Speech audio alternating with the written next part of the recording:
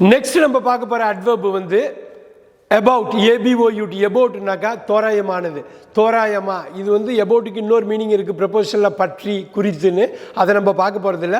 தோராயமா, கிட்டத்தட்ட அப்படிங்கிற மீனிங்கில் வர்றது தான் பார்க்க போகிறோம். about, ABOUT, it cost about $10. இந்த பொருளோட விலை வந்து $10. தோராயமாக $9 $11 வரலும் இருக்கலாம். தோராயமாக $10. இட் காஸ்ட் about $10 அப்படிங்கிறது ஒன்று.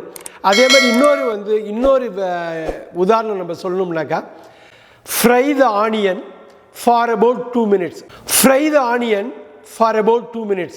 2 நிமிஷத்துக்கு இந்த ஆனியனை, இந்த வெங்காயத்தை நீங்கள் வதக்கணும்.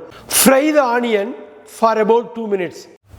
மூணாவதாக ஒரு எக்ஸாம்பிள் உங்களுக்கு இன்னும் தெளிவாக வேணும்னா, he arrived at the airport at about 10 AM. He arrived at the airport at about 10 AM. தோராயமாக ஒரு 10 மணி சுமாருக்கு அவர் வந்து ஏர்போர்ட்டுக்கு வந்திருப்பார். He arrived at the airport at about 10 AM. So இந்த அபவுட்டுங்கிறது தோராயமான உள்ள ஒரு விஷயம். இது நல்லா ஞாபகம் வச்சுக்கணும். about 10 minutes, about $10, about 2 minutes. அதை நீங்கள் பார்த்தாலே தெரியும்.